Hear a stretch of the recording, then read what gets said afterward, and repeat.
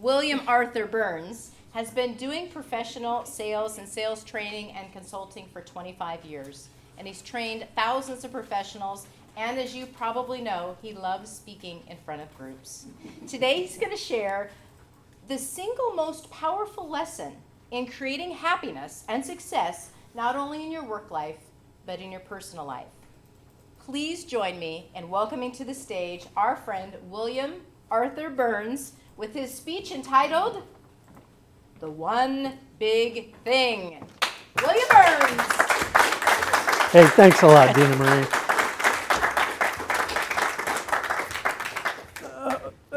Thank you. Thank you for that warm welcome. It always feels good to get up and talk to a Toastmasters audience, because it seems like you guys are more generous with your applause and your appreciation than some groups. Thank you, Bill Topper, for speaking. I kind of feel a little bit humbled, and how can I follow your presentation? But I will do my best. And actually, it's really coincidental that I think Bill and I are talking about the same basic thing. And Dina Marie alluded to it in her opening with the golden rule: treat others how you would be treated. And that's really the one big thing I'm going to talk about. And by the end of my presentation, my speech here, I think you'll draw the connection. And if you don't, I'm going to spell it out for you really simply. Go ahead, David, if you would. I'm having technical difficulties. Oh, you are? Okay. Anytime you get it up, that's fine. I was having coffee. So yeah, I'm going to talk about the one big thing. But what prompted me to talk about this was I was having a little coffee visit with my friend Jen at her house a couple weeks ago. And she has a 16-year-old daughter, Chloe, who is one of my most favorite people. And Chloe has Down syndrome. And I always enjoy visiting with Chloe whenever I'm over there. Sometimes we watch movies together, have little parties, whatever, and Jen's nice enough to invite me. But so we're having coffee, and Chloe's not there. Chloe's upstairs working on something. And about a half hour later, Chloe comes bopping down the stairs. She has something behind her back, and she has this big smile on her face. And she comes up, she goes, "Mom, you want to see something?"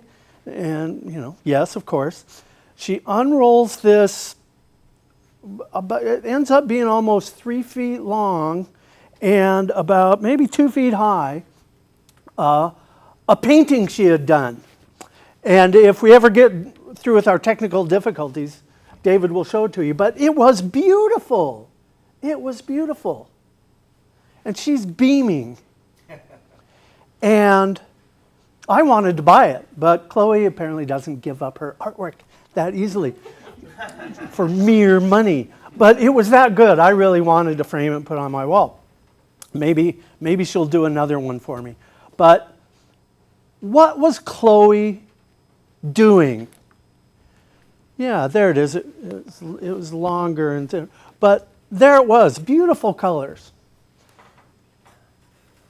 So what was Chloe doing when she came down the stairs and was showing her mom and I that painting?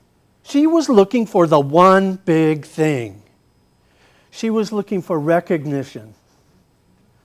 Like, I know a lot of street people, homeless people, are looking for recognition. That's why it's important to make eye contact with them. That's the one big thing. Recognition. She wanted praise. She was looking for appreciation, because obviously this took her some time. Maya Angelou, famous quote, you've all heard it before. What did she say? She said, "People will forget what you did for them. People will forget what you said, but they'll never forget the way you made them feel." Simple recognition and appreciation.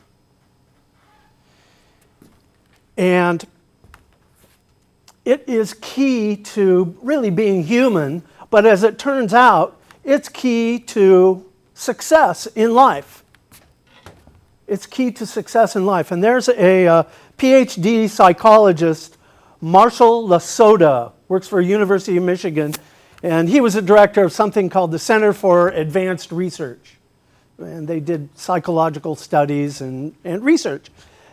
He started studying kind of the art and more the science of appreciation. And he studied business groups, specifically high-performing, successful business teams. And he wanted to find out what were the key factors that made them successful. In their studies, they found out that the leaders of these companies created an environment, a culture, where the most successful teams praised their people in a ratio of 5.36 units of praise to 1 unit of criticism. 5.36 to 1. How did they come up with that number? Did they have a little appreciation meter that attached to a certain part of their body? I don't know how they did it, but they did it. And conversely, when they studied poor performing teams, they found the ratio was exactly opposite. In fact, they found out there was 3 units of criticism to 1 unit of praise. And that was the determining factor in their success. That was the one big thing.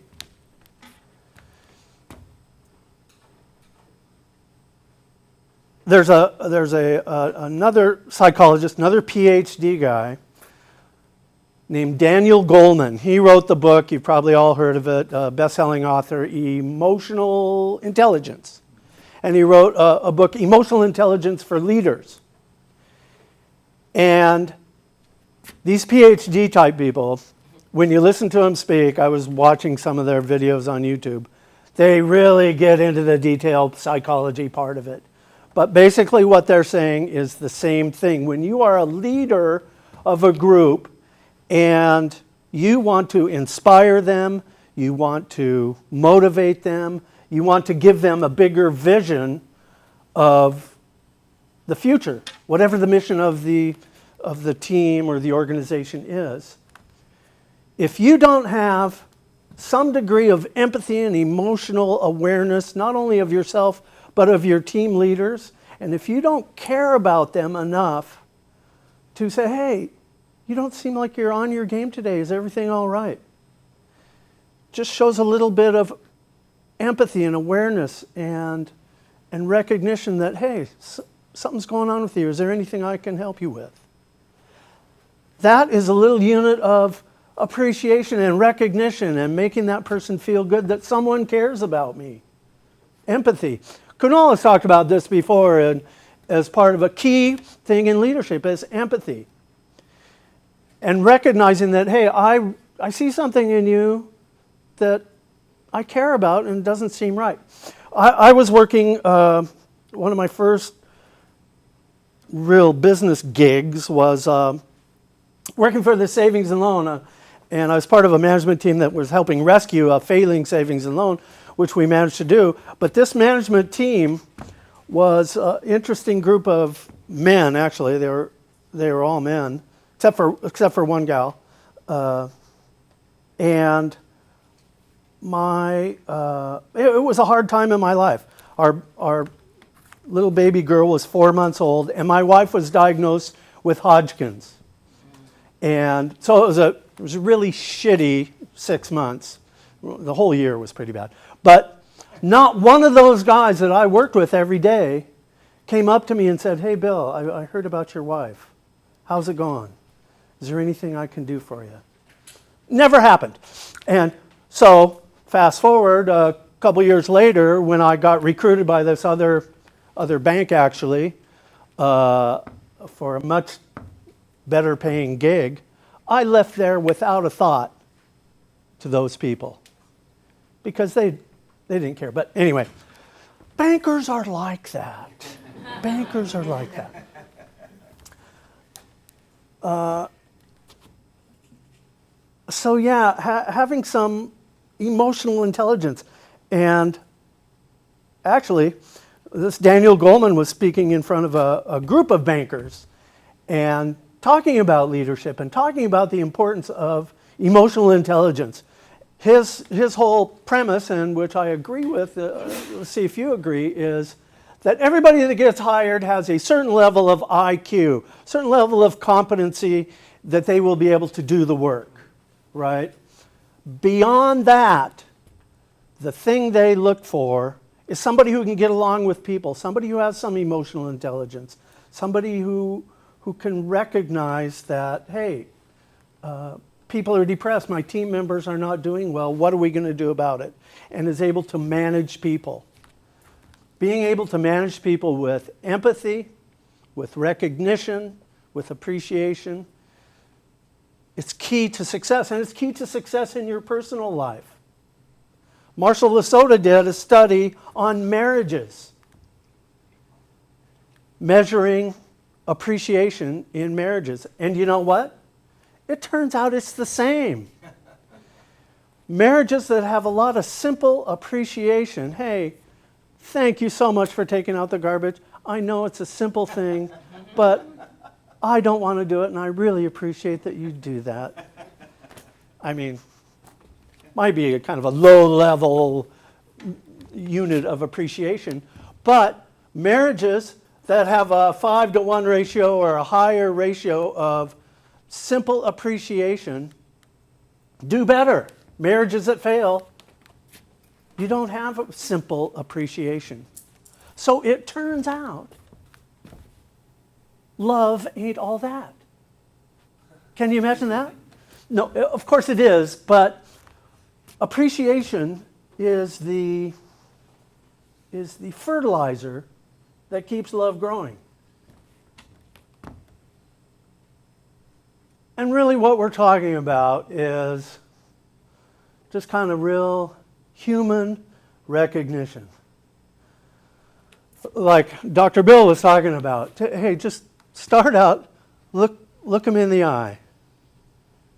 Imagine being a homeless person and have someone just look you in the eye and maybe give you a nod, like you're recognized.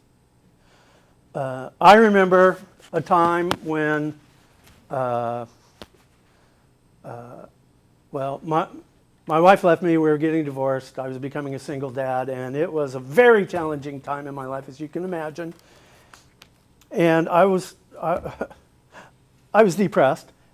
And a friend of mine, we had a kind of a habit of going out to lunch on Fridays. And he picked me up, and I'll never forget it. We're riding in his little SUV under the freeway in Medford, Oregon, going to the Squeeze In Sandwich Shop.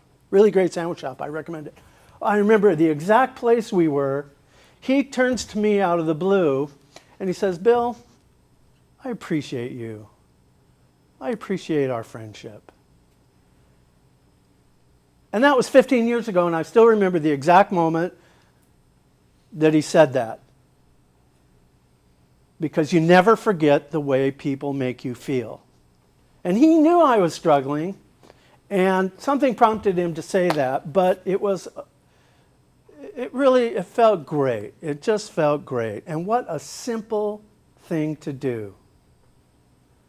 So if you want to have success in your business, at your workplace, in your social life, maybe even in your personal life. How many people have a personal life? Even in your personal life. Simple recognition and the art of appreciation is a great place to start. Bill, I really appreciate you speaking today on that. It opened my eyes to a world that I'm not very familiar with, except driving by. And so I appreciate you very much. Now, hopefully, you sensed the warmth in that. And we all study speaking. It's the tone of your voice when it gets warm like that. And this is beyond This is beyond just a compliment. This is beyond flattery. Gabriella, you're so pretty, your hair always looks nice. Flattery. I mean, it happens to be true, but flattery is appreciation's tawdry cousin. It's a counterfeit cousin to real warm appreciation. And Dale Carnegie wrote a book, How to Win Friends and Influence People. Raise your hand if you've ever heard of that book. Keep your hand up if you've ever read that book. Okay? About half, maybe a little more than half. I always hated the title of that book, How to Win Friends and Influence People. I thought, I don't like the title, so I never read it. And I thought, hey, I have friends. I don't need this book. Well, I picked it up about a year ago, and it is an amazing book. And it was written, I think, in the 30s. It's been on the bestseller list numerous times. It's been translated into every known written language on earth. And he talks about the same thing. People have one big thing in common. They want to be appreciated. They want to be recognized. They want to feel important. And you, for free, have the ability to give that to them. When was the last time, raise your hand if in the last 3 months you have felt warmly appreciated by somebody.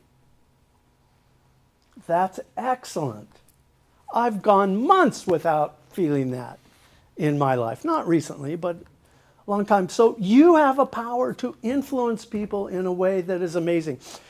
Dale Carnegie in this book talks about so many successful people. The key to their success was not technical knowledge of their field, but was how to manage people, how to make people feel good, how to make people feel important. He talks about a story in there of Andrew Carnegie, the great steel magnate, one of the wealthiest, most successful men of the early 20th century. And he was in the business of also making railroad sleeper cars. And he got into a bidding war with a guy named George Pullman, who was in the same business. They were competitors. And they were bidding for a contract for the Union Pacific Railroad, the biggest railroad in the world. And they were in a bidding war, and the prices kept getting slashed and slashed, and there wasn't going to be profit left. It wasn't going to be a viable thing. Andrew Carnegie called George Pullman up and said, hey, I think we should have lunch. They had lunch, and the first thing out of his mouth, Andrew Carnegie's mouth, was, well, we've been acting like a couple fools, haven't we? And the guy says, well, what do you mean? Well, we're in this bidding war. Nobody's going to make any money. Why don't we form a partnership and create a company that does this together? And then he started listing the ways that this would be better. It's going to be more efficient. It's going to be more profitable down the line. And George Pullman started thinking about maybe he's onto something. He says, well, what would we call it? He goes, well, we'll call it the Pullman Palace Car Company, of course. And it was maybe it was just that little extra bump. He made him feel important. So, my friends, you have the one big thing, the one big power inside of you, and maybe it's an unused heart muscle, like it was for me. Chloe reminded me to start doing this more, is to recognize somebody, tell your friends, your coworkers, people that you're around in your social circles, people you care about. Tell them you care about them. Hey, it's great to see you here today, David. You know, you always make me feel better when I'm around you. The simplest thing in the world. But what this does is, if you start thinking, it's an unused muscle, and so if you look at someone, it has to be heartfelt, and you have to mean it for it to come out in a warm way. because it is an unused heart muscle. But once you start doing that, you will not believe the change that will happen in your world. Madam Toastmaster, Dina Marie. Thank you.